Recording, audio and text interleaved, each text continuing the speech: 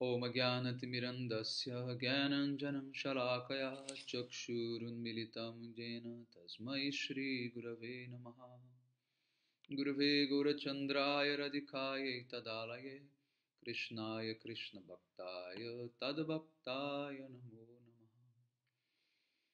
Então, primeiramente, eu gostaria de dar início oferecendo as minhas mais humildes e respeitosas reverências aos pés de lótus do meu mais amado Gurudeva, Nitya-lila Pravishta Om Vishnupada Paramahamsa Parivrajaka Acharya Ashtotara Sata Shri Srimad Srila Bhaktivedanta Narayana Goswami Maharaj.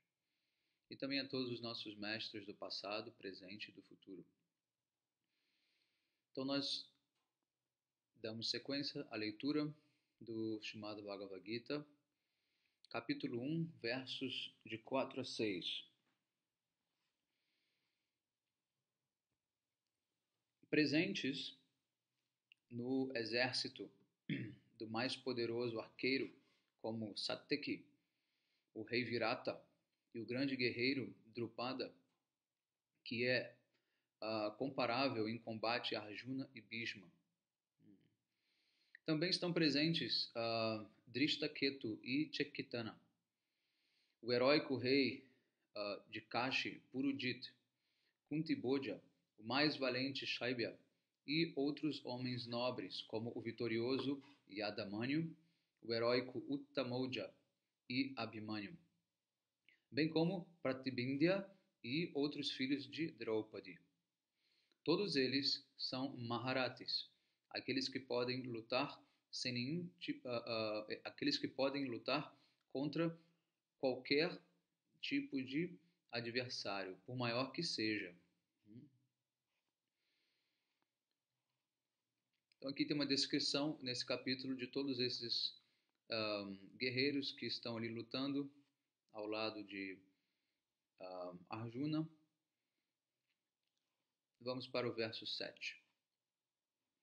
Ó melhor dos Brahmanas, para sua informação, eu devo então mencionar também o nome dos heróis supra-excelentes do nosso exército. Bom, nós temos aqui uma opção que seria pronunciar todos os versos em sânscrito ou simplesmente ler a tradução. Então, eu vou fazer o seguinte, eu vou ler apenas os versos em sânscrito que são famosos e mais importantes. Tá? Assim a gente pode acelerar um pouco a leitura, né? E ler apenas a tradução dos demais versos, ok? Então, versos 8 e 9. No meu exército existem muitos heróis, como você, Dronacharya, agora é Duryodhana dizendo, né? No meu exército existem muitos heróis, como você, Dronacharya, e o nosso avô Bhishma, Karna, Kripacharya, aquele que é sempre vitorioso em batalhas, Ashwatthama, Vikarna, Burishra, o filho de Somadatta, e Jayadratha, o rei de Sindhu. Existem muitos outros heróis que estão preparados para dar as suas próprias vidas pela minha causa. Todos estão equipados com variedades de armas e são peritos na arte da guerra. Verso 10. O poder das nossas forças, embora protegidas por Bhishma, não são suficientes. Por outro lado, o exército dos Pandavas, sob a proteção cuidadosa de Bhima, é extremamente poderosa.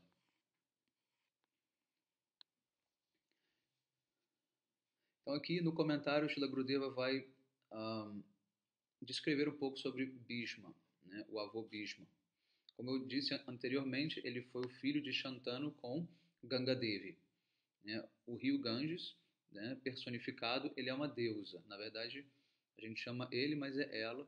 É uma deusa, é feminina. Tá? Apesar da palavra rio ser masculina no português, ela é uma entidade feminina, uma deusa chamada Ganga Devi, adorada por toda a Índia como, de fato, uma daquelas que consegue conceder a devoção imaculada ao Senhor Supremo. Então o avô Bhishma é um herói sem paralelo. Ele recebeu uma bênção do seu pai, de que ele poderia morrer na hora em que ele escolhesse, e portanto ele se tornou inconquistável. Embora ele estivesse lutando do lado de Duryodhana, ele tinha muito afeto pelos Pandavas e ele não queria matá-los. E porque ele estava preocupado com o bem-estar de ambos os lados, né, o exército liderado por ele, né, não seria capaz de lutar com tanta destreza naquela batalha. Além disso, Bhishma ele não consegue utilizar o seu poder no máximo para lutar contra os Pandavas. Ele não se permite afrontar ou atacar os Pandavas com toda a sua força. Portanto, o exército sob seu comando é descrito como incompetente ou insuficiente. Mas, por outro lado, Bhima, que é um grande herói, tanto quanto Bhishma, ele irá usar toda a sua potência, a sua força para levar o seu exército vitorioso. Então, portanto, o exército que está sob a sua liderança pode ser descrito como competente e suficiente. Então, para que não haja confusão, um é Bhishma e o outro é Bhima. Okay? Bhima é um dos Pandavas, é um dos irmãos. Né? E Bhishma é o avô, tá, de um deles, de todos eles, né? Filho de Shantanu. Apesar dele não ter sido pai, né, como a gente descreveu, ele era um brahmachari, ele se tornou um renunciado, um celibatário. De acordo com a cultura védica, o irmão do seu avô também é avô. Então ele era irmão, né, do avô dos Pandavas e dos Kauravas. Então, portanto, ele também era chamado de avô. Tá? Assim como o tio também é chamado de pai muitas vezes, né, pelo seu sobrinho, né? E a tia de mãe. E os primos são considerados irmãos. Né? Isso é muito comum aqui na cultura indiana. Verso 11. Portanto, você deve permanecer com a sua estratégia desenhada e colocar posicionada entre os exércitos de maneira a proteger Bhishma em todos os sentidos. Ou seja, Duryodhana disse para Dronacharya, você precisa proteger Bhishma, porque ele não vai estar no seu potencial máximo, né? E pode ser que ele seja alvejado. Então, devemos proteger Bhishma a todo custo. Verso 12. Tasya sanjanayam harsham kuru vrida pitamaha sinhanadam vinadyochai shankam dadamo pratapavam. O avô Bhishma, o valente avô da dinastia Kuru, né, então soou a sua concha bem alto, fazendo um som como se fosse o rugido de um leão, e assim satisfez o coração de Duryodhana. Então, antes da batalha védica, eles assopram, né, soam o búzio, que é uma concha bastante grande, para anunciar o início, tá, da batalha, bem como o fim da batalha no final do dia. Né?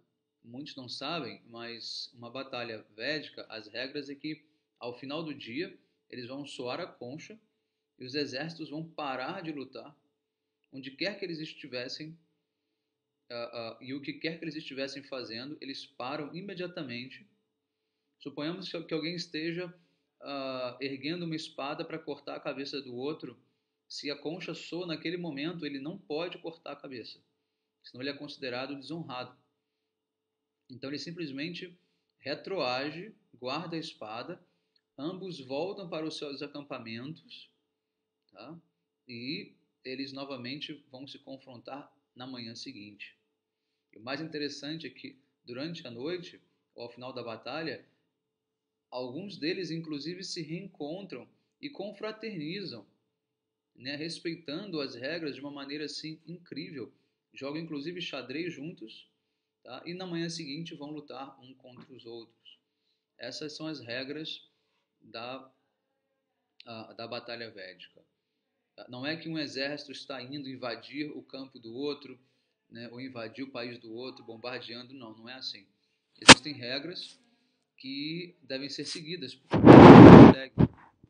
Então eles vão para um campo de batalha específico e ali os dois exércitos se confrontam, né? E o vencedor, obviamente, já se torna dono do outro reino, automaticamente. Então você não precisa invadir o outro reino, destruir propriedades, matar pessoas inocentes, né? Então apenas soldados vão lutar entre si. Não existe essa guerra suja, como nós vemos no mundo moderno, né? De bombardeio de civis, bombardeio de escolas, hospitais, né? Soldados que invadem, queimam, estupram, matam inocentes. Não, isso não existe. Tá? Na era védica isso não existe. Ok? O verso 13. Portanto, os búzios, os, como se diz, os símbolos, os timbales, que são aqueles tambores, e pequenos outros tambores, cornetas, trompetes, vários instrumentos, então de repente soaram automaticamente, criando um grande tumulto, né, e um som muito terrível. Ou seja, existe uma banda que acompanha os dois lados, né? Então, através dessa música, né, eles vão fazer o primeiro confronto entre os dois exércitos. Tá? Ou seja, a intenção através da música é instigar o medo no exército adversário. Verso 14. Então Krishna e Arjuna, localizados na sua belíssima carruagem, então carregadas por puxada por cavalos brancos, ele também soou a sua divina concha. Os dois, né, soaram suas divinas conchas. Rishikesha Shri Krishna, verso 15. Rishikesha Shri Krishna soou a sua concha, conhecida como Panchajanya, e Arjuna soou a sua concha, conhecida como Devadatta. Bhima, conhecido por feitos hercúleos, né, também soou a sua concha, conhecida como Pondra. Então, cada qual agora revidou, né, o som vindo do exército adversário para contra-atacar aquela ameaça sonora. Então, a batalha começa com um som, a batalha começa na música. Verso 16. Maharaj Yudhishthira, o filho de Kunti, soou a sua concha chamada Ananta Vijaya. Nakula soou a sua concha chamada Sugosha, e Sahadeva a sua concha chamada de Mani Pushpaka. Cada um tinha uma concha específica com um tom diferente, né? E um após o outro eles então soaram as suas conchas. Versos 17 e 18. Ó rei da terra, Dhritarashtra, o grande arqueiro e rei de Kashi, o Maharati Shikandi, Drishtadyumna, o rei de Virata, o inconquistável Satyaki, o rei de Drupada, e os filhos de Draupadi, e Abhimanyu, o filho de Subhadra, todos, um após o outro, então soaram as suas respectivas conchas. Verso 19.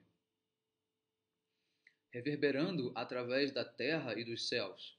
Aquele som tumultuoso das conchas atacou o coração dos filhos de Dhritarashtra. Verso 20.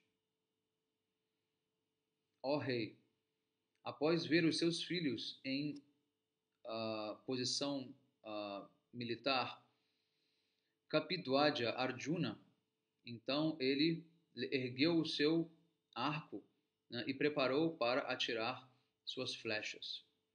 E então ele disse as seguintes palavras para Krishna.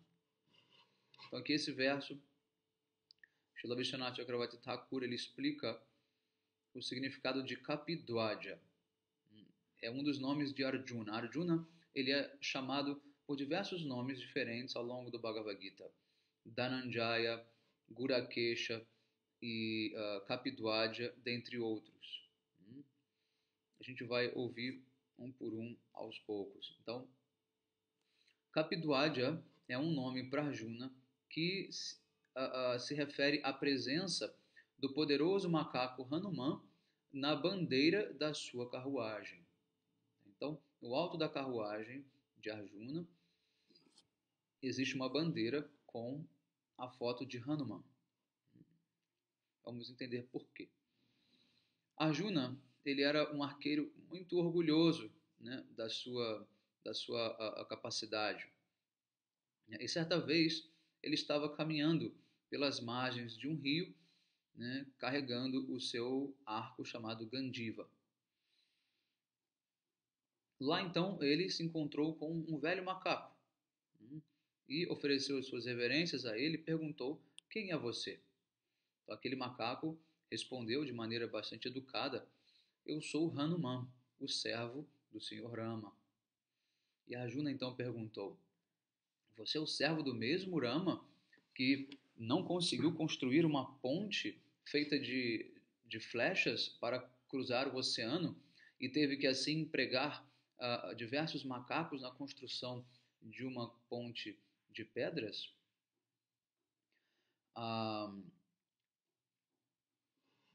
Foi somente por essa razão que o seu exército conseguiu cruzar o oceano e chegar até Lanka para resgatar Sita, que havia sido sequestrada por Ravana, o demônio de 10 cabeças.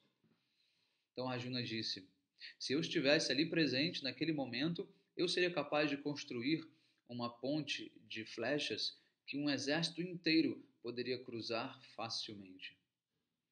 Então Hanuman gentilmente respondeu a ele: mas a sua ponte não seria capaz de aguentar o peso de todo o exército do Senhor Rama. E Arjuna respondeu: eu vou construir uma ponte de flechas sobre este rio agora e vou mostrar para você. Você pode caminhar sobre ela com o maior volume de carga que você puder carregar. E daí eu vou provar para você que a minha ponte é forte. Então o que Hanuman fez? Ele começou a se expandir, a crescer. Ficou gigantesco, mais alto do que as nuvens. E o que ele fez? Ele deu um salto, foi até os Himalaias. De lá ele voltou com imensos pedregulhos, né, amarrados em cada fio de cabelo do seu corpo, né, e segurando nos seus braços também uma pedra imensa. E aí, diante de Arjuna, né, ele falou: então agora eu vou testar a sua ponte. Ou seja, ele estava pesadíssimo, né, um peso absurdo. E aí ele coloca o primeiro pé sobre a ponte que Arjuna criou. E a ponte começou a tremer. Mas, surpreendentemente, ela não quebrou. E Arjuna também começou a tremer em medo. O que vai acontecer quando ele colocar o outro pé em cima da ponte? Então Arjuna se lembrou de Krishna, a sua deidade adorada, e orou para ele e disse: ó Senhor, a honra dos Pandavas está em suas mãos. por favor, me proteja. Então, quando Hanuman colocou todo o seu peso em cima da ponte, ele ficou impressionado de ver que a ponte não quebrou. Mas, se a ponte não quebrasse, isso seria o quê? Motivo de vergonha para ele também, porque ele desafiou Arjuna, né, dizendo que ele quebraria a ponte de Arjuna. Então, no seu coração, Hanuman começou a se lembrar da sua deidade adorada, o Senhor Rama, e ele orou: por favor, Senhor Rama, a minha honra está em jogo, me ajude. Né? Nesse meio tempo, ele olha para baixo para ver o que estava acontecendo, e quando ele viu,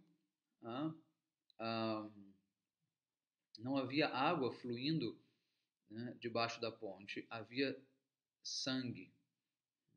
Então Hanuman imediatamente pulou, né, para fora da ponte, né, e viu o que estava acontecendo. E ele começou a chorar: meu Deus, a minha deidade adorada, o Senhor Ramachandra, está aqui pessoalmente segurando essa ponte com as suas costas. E assim, Hanuman caiu aos pés de lótus de Ramachandra. Naquele momento, Arjuna, ele viu o Senhor Rama, mas não como Rama, assim como Krishna. E Hanuman, ambos colocaram suas cabeças sobre os pés de Rama. Mas Arjuna não viu Rama, ele viu Krishna. Né? E Hanuman, ele viu o próprio Senhor Rama. Então o Senhor disse: não há diferença entre essas minhas duas formas, Krishna e Rama.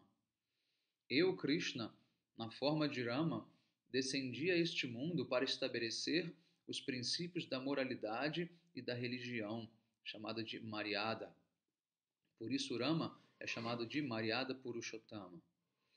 E como Krishna, eu descendi na forma de Lila Purushottama, né? Ou a suprema personalidade que desfruta de passatempos transcendentais. Eu sou a personificação do néctar de todas as raças. E de hoje em diante, vocês, que são ambos os meus servos, devem se tornar amigos. Numa batalha no futuro, esse poderoso Hanuman deverá aceitar o lugar na bandeira da carruagem de Arjuna e protegê-lo em todos os sentidos. Então, por essa razão que Hanuman está presente na bandeira de Arjuna, tá? Não só como um desenho, mas a própria presença dele, né, real de espírito está ali e ele está protegendo Arjuna. Então, portanto, Arjuna recebe o nome de Kapidwaja, ou seja, aquele que tem um macaco na sua bandeira. Então, é muito bonito a gente ver a interação desses dois passatempos de Krishna, como Rama e como Krishna. As escrituras védicas dizem que Krishna, ele é a primeira forma de Deus, ele é a personalidade primordial de Deus. E ele encarna em diferentes outras formas, em diferentes outras personalidades para executar outros tipos de passatempo. Correto? Versos 21 a 23. Arjuna disse: ó Achyuta, Achyuta é Krishna, o inconquistável. Ó Achyuta, deixe-me ver todos aqueles heróis que estão de pé aqui desejando lutar. E deixe-me ver com quem eu deverei lutar neste combate. Deixe-me ver aqueles que estão reunidos ao lado de Duryodhana. E assim eles estão situados do lado oposto. Por favor, conduza a minha carruagem para o meio desses dois exércitos. Então, Krishna, ele era o condutor da carruagem de Arjuna. Então Arjuna pede para Krishna: por favor, leve a minha carruagem mais próximo do exército oposto entre os nossos dois exércitos, para que eu possa ver a face dos meus adversários. 24 e 25. Sanjaya disse: ó Bharata, rei Dhritarashtra, se referindo então a Gurakesha Arjuna, Rishikesha Krishna então conduziu a carruagem para o meio dos dois exércitos, na presença de todos os reis e personalidades proeminentes como Bhishma e Drona. E ele então disse: ó Partha, olhe para a Assembleia dos Kurus.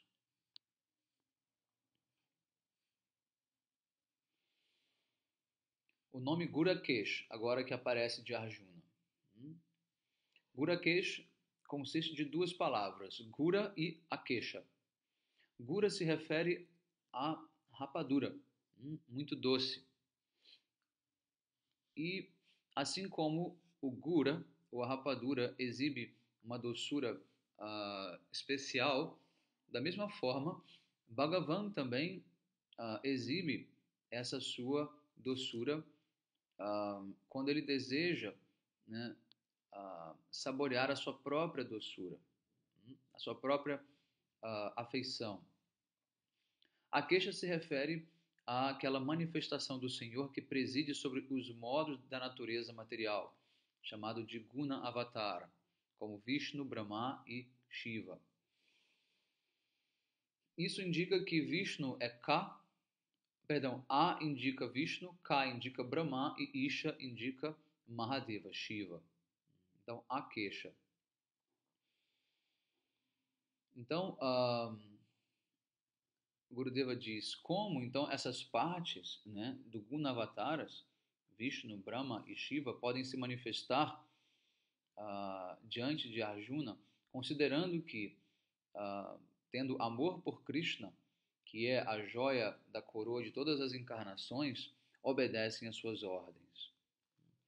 Ao contrário, eles consideram suas vidas bem-sucedidas, manifestando a doçura da afeição que eles sentem por Arjuna, que é também conhecido então por Gurakesha, ou seja, aquele que recebe a doce afeição ou doce afeto, carinho dos três Guna Avataras.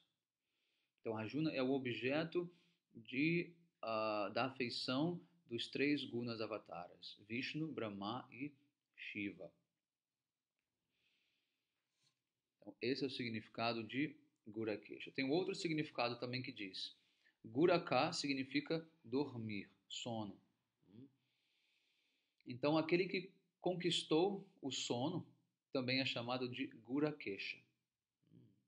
Arjuna, ele com certeza é um grande herói que conquistou o seu sono. Ele pode permanecer acordado tanto quanto ele desejar. Verso 26. Ali então, entre os dois exércitos, Arjuna viu os seus tios paternos, os seus avós, professores, tios maternos, primos, sobrinhos, netos, amigos, sogros, filhos e bem-querentes, do lado de Duryodhana. Vendo todos os seus amigos e parentes ali de pé, próximos a ele no campo de batalha, o filho de Kunti, Arjuna, lamentou e, emocionado com muita compaixão por eles, ele então disse, verso 28, Arjuna disse, ó Krishna, vendo todos os meus parentes ali reunidos e ávidos pela batalha, eu sinto o meu corpo se enfraquecendo e a minha boca se ressecando. Verso 29. Meu corpo está tremendo e os pelos do meu corpo estão se arrepiando. Meu arco Gandiva está escorregando das minhas mãos e a minha pele está queimando. Então aqui Arjuna ele começa a apresentar sintomas de desistência, de medo, ele começa a entrar em pânico. Né? Por quê? Porque ele não quer lutar contra os seus parentes. Verso 30. Arjuna diz: ó Keshava, Keshava é o nome de Krishna, eu não consigo me manter de pé. Minha mente está muito inquieta e eu estou pressentindo maus auspícios.